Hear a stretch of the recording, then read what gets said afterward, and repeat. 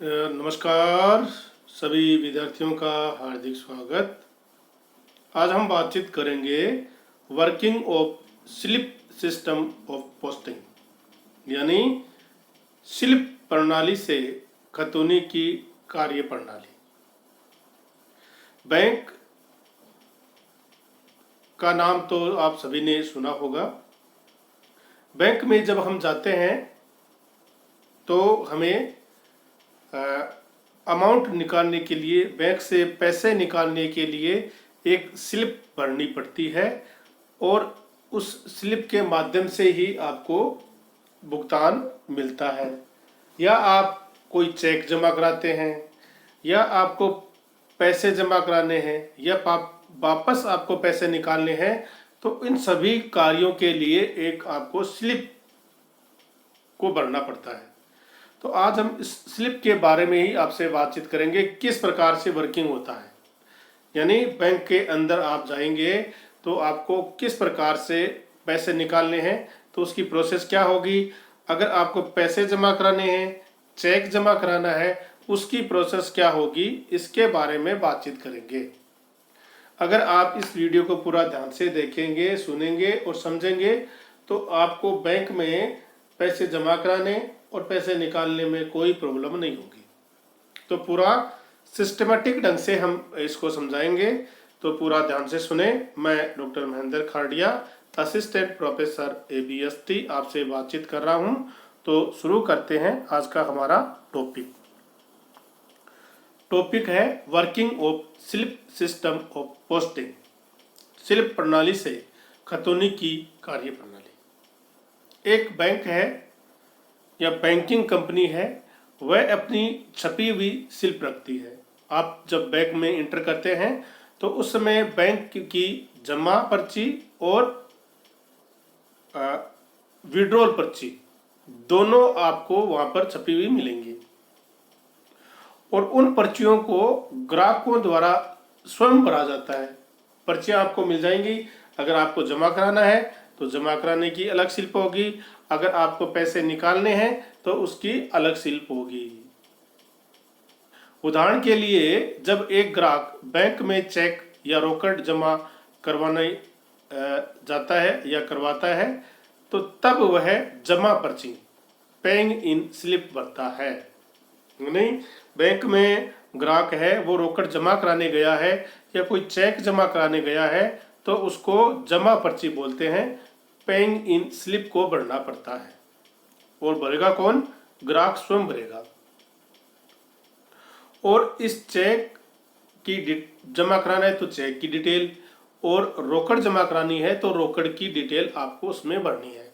उसमें आपको डेट भरना है, आपने कौन से अकाउंट में जमा कराना है, और आपका डिटेल देना है कि आपके जो नोट हैं वो कौन कौन से नोट हैं। जैसे 500 के नोट कितने हैं, और 2000 के नोट कितने हैं, 50 के कितने हैं, 10 के कितने हैं, इसकी डिटेल आपको उसमें देनी होती है, और ये रोकड़ पाल को दे देते हैं। रोकड़ पाल क्या करता है? प्राप्ति काउंटर रोकड़ पाल इस स्लिप के आधार पर रोकड़ में प्रविष्टि करता है। वो रोकड़ जैसे ही उसको स्लिप प्राप्त होती है, वो अकाउंट नंबर चेक करता है, और अकाउंट नंबर चेक करने पर अगर वो अकाउंट नंबर सही है तो वो अपने रोकड़ बही में उसकी प्रविष्टि करता है, तथा इसे स्लिप का काउंटर फॉइल है वो ग्राहक को लौटा देता है। उसकी जो स्लिप होगी उसमें एक तो फॉइल होगा और एक होगा काउंटर फॉइल। तो काउंटर फॉइल जो छोटी पर्ची होती है वो उस पर मोहर लगाकर और साइन करके आपको दे देता है ग्राहक को, और फॉइल जो है वो अपने पास रख लेता है। कौन रख लेता है? अकाउंटेंट अपने पास रख लेता है।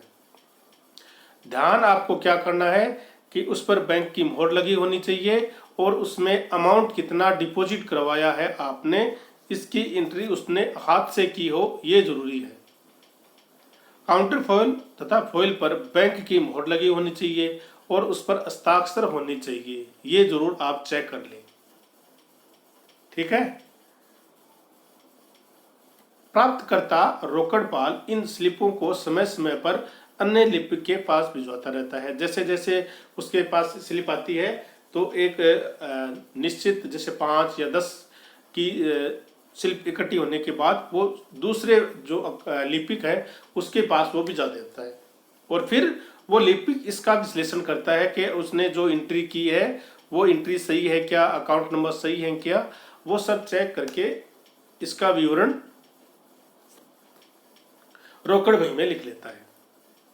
ये स्लिप बाद में खाता बही रखने वाले के पास भिजवाई जाती है तथा वह ग्राहक के व्यक्तिगत खाते में इसकी प्रविष्टि कर देता है। आजकल ऑनलाइन सिस्टम है तो ये सब कार्य ऑनलाइन हो जाता है, जिससे कि भविष्य में आवश्यकता पड़ने पर सत्यापन के लिए प्रयोग किया जा सकते। अगर बाद में भविष्य में कभी कोई संकट आए, कोई आपको पता चले कि इसकी आपको आवश्यकता है, तो उस जमा पर्ची को आप बाद में सत्यापन के लिए प्रयोग कर सकते हैं। एक बात मैं आप सभी को बताना चाहता हूं जो बहुत ही महत्वपूर्ण है कि आप कोई भी अमाउंट जमा करवाएं, निकलवाएं, उसकी जो पर्ची है वो आप अपने पास रखें। ये बहुत महत्वपूर्ण डॉक्यूमेंट होता है, क्योंकि अगर आपने कितने पैसे जमा करवाए इसकी पर्ची आपके पास है तो उसकी डिटेल आपको तुरंत मिल जाती है। अगर आपने पर्ची अपने पास नहीं रखी तो उसको में आपको कई प्रॉब्लम आ सकती है। इस प्रकार एक ग्राहक बैंकों से राशि निकलवाना चाहता है तो वह एक विड्रॉल फॉर्म या चेक भरता है। विड्रॉल फॉर्म से भी वो रुपए निकाल सकता है और चेक से भी वो राशि निकाल सकता है। विड्रॉल फॉर्म भरने के बाद या चेक से निकालना चाहता है तो चेक भर के वो खाता बही रखने वाले लिपिक को देता है। खाता बही पालक को जैसे ही स्लिप प्राप्त होती है वह ग्राहक को एक नंबर अंकित करके एक टोकन दे देता है। ठीक है, वह इस स्लिप के आधार पर खाता बही पालक, जो कि लेजर कीपर बोलते हैं, जिसको ग्राहक के खाते में खतौनी की जाती है, उस लेजर कीपर के द्वारा ग्राहक के खाते में जितनी अमाउंट है वो निकालना चाहता है इसकी एंट्री कर देता है तथा स्लिप को भुगतान आदेश लगाने हेतु अकाउंटेंट के पास या प्रबंधक के पास वो भेजता है। अगर ज़्यादा अमाउंट है तो प्रबंधक के पास भेजता है, नहीं तो वो अमाउंट अगर छोटा अमाउंट है तो लिपिक के पास वो स्लिप को भिजवा देता है। खाता पालक बही पालक जो खाता बही पालक है वो स्लिप की टोकन बुक में प्रविष्टि करता है तथा टोकन बुक को स्लिप के साथ लेखापाल या अकाउंटेंट को भिजवाता है। प्रतिदिन अंत में जैसे ही उसको वो टोकन की एंट्री होने के बाद लेखापाल उस पर ओके कर देता है, अब लेखापाल या अकाउंटेंट ओके कर देता है तो फिर वो वापस जो कैशियर होता है उसके पास आता है और भुगतान उस आपको ग्राहक को मिल जाता है। ये सब कार्य जैसे होने के बाद प्रतिदिन समस्त जो स्लिप हैं, जो विड्रॉल फॉर्म है, जो जमा स्लिप हैं, उनको हम क्रमवार व्यवस्थित किया जाता है डेट वाइज, कि आज इतने विड्रॉल फॉर्म आए और आज इतने जमा फॉर्म आए, उनको स्लिप को क्रमवार व्यवस्थित करके फाइल कर दिया जाता है, जिससे कि भविष्य में आवश्यकता पड़ने पर सत्यापन के लिए प्रयोग की जा सके। तो ये दो प्रोसेस जमा कराने के लिए और विड्रॉल करने के लिए होता है बैंक में। आप अपनी पासबुक जरूर रखें और समय समय पर अपनी पासबुक को अपडेट जरूर कराते रहें, ताकि आपको पता चलता रहे कि आपके खाते में कितना अमाउंट शेष है और कौन कौन से ट्रांजैक्शन आपने किए हैं। महीने के लास्ट में या महीने के मध्य में आप एक बार उसकी प्रविष्टि जरूर करवाएं, ताकि होने वाले ट्रांजैक्शन का आपको पता चलता रहे। इसी प्रकार अन्य व्यवहारों जैसे व्यवहार है, जैसे चालू खाते से स्थायी खाते में जमा कराना या एक चालू खाते से अन्य चालू खाते में स्थानांतरण आदि व्यवहारों में भी इस प्रकार की प्रक्रिया या का व्यवहार का अनुसरण किया जाता है। जैसे स्थायी खाता फिक्स डिपॉजिट से आपको चालू खाते में जमा कराना है या एक चालू खाते से दूसरे चालू खाते में जमा कराना है, तो इसी प्रकार की प्रोसेस का प्रयोग आपको करना होता है। इस कार्य के लिए ग्राहक अन्य खातों में स्थानांतरण हेतु एक स्लिप भरता है, जिससे के साथ निकासी फॉर्म या चेक लगता है। इस स्लिप के आधार पर बैंक कर्मचारी द्वारा पुस्तकों में आपसे पुष्टि कर ली जाती है। इस प्रकार ये स्पष्ट है कि स्लिप द्वारा खतौनी प्रणाली के अंतर्गत विभिन्न कर्मचारियों द्वारा संबंधित पुस्तकों में तुरंत लेखा कर दिया जाता है, ताकि आपको इससे कोई असुविधा न हो। तो ये जो स्लिप प्रणाली है, इनके लाभ क्या क्या होते हैं, इनके बारे में मैं आपको बता देता हूं।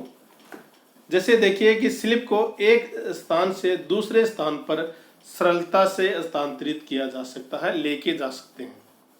आप घर पर भी स्लिप भरकर बैंक में ले जा सकते हैं, जिससे कि आपकी समय की बचत होती है। आपको वहां पर ज़्यादा समय नहीं लगता है। घर से भरी हुई स्लिप ले जाकर आप बैंक में तुरंत लाइन में लग सकते हैं, जबकि लेखा पुस्तकों को इधर उधर ले जाने में अधिक समय लगता है। तो स्लिप बहुत ही महत्वपूर्ण डॉक्यूमेंट है आपके लिए। दूसरा है कि लेखा पुस्तकों को एक टेबल से दूसरी टेबल पर ले जाने और वापस लाने में बैंक का कार्य प्रभावित होता है। और लेखा पुस्तकें हैं वो एक दूसरे लाना फिर ले जाना कोई छूट सकती है, तथा ग्राहकों को लंबे समय तक इंतजार करना पड़ता है। अतः स्लिप प्रणाली ग्राहकों के दृष्टि से सुविधाजनक और लाभप्रद है। स्लिप प्रणाली में एक व्यवहार की प्रस्तुति कई कर्मचारियों द्वारा संबंधित लेखा पुस्तकों में की जाती है। अतः किसी कर्मचारी द्वारा गलत प्रस्तुति किए जाने पर तुरंत पकड़ में आ जाती है। यदि लेखापाल पुस्तकों के आधार पर प्रस्तुति करता है, लेखापाल द्वारा लेखा रोकड़ बही में गलत प्रस्तुति करती है, तो ये गलत अन्य पुस्तकों में भी संभवतः जारी रहेगी। तो तुरंत इसका पता लगा लिया जाता है। क्योंकि स्लिप ग्राहक द्वारा स्वयं भरी जाती है, इसमें बैंक कर्मचारी को श्रम बचती है। स्लिप है वो जो ग्राहक है वो स्वयं भरता है, तो बैंक कर्मचारी का टाइम उसमें बच जाता है। और बड़े पैमाने पर लेन देन को प्रणालीबद्ध तरीके से वितरित किया जा सकता है। और बैंक द्वारा स्लिप प्रणाली का प्रयोग नहीं किया जाता है, तो बड़े पैमाने पर लेन देन के संबंध में बहुत सी सहायक वहियां रखनी पड़ती है, जो कि बहुत अधिक खर्चे का काम है। अतः स्लिप प्रणाली से धन की बचत होती है। और स्लिप प्रणाली के प्रयोग से कंप्यूटर का प्रयोग भी सुविधाजनक तरीके से हो सकता है। तो ऐसे कोई बहुत से फायदे होते हैं स्लिप प्रणाली का। तो आप स्लिप प्रणाली का प्रयोग कीजिए और अपना बैंक से जब भी जमा करवाएं, चेक जमा करवाएं, रुपए जमा कराएं, स्लिप का प्रयोग करें और अपने पास उस स्लिप का सबूत रखें। आपको निकालना है तो विड्रॉल फॉर्म भरिए या चेक भरिए, और उसकी जो रसीद है वो आप अपने पास जरूर रखें, जो कि भविष्य में आपके काम आ सकती है। आप सभी ग्राहकों का बहुत बहुत धन्यवाद, सभी विद्यार्थियों का बहुत बहुत धन्यवाद, हमारे मित्रों का भी बहुत बहुत धन्यवाद। और आप ज़्यादा से ज़्यादा इस वीडियो को शेयर करें, लाइक करें, ताकि अन्य विद्यार्थियों को और ग्राहकों को भी इसका फायदा मिल सके। धन्यवाद, बहुत बहुत धन्यवाद, थैंक यू।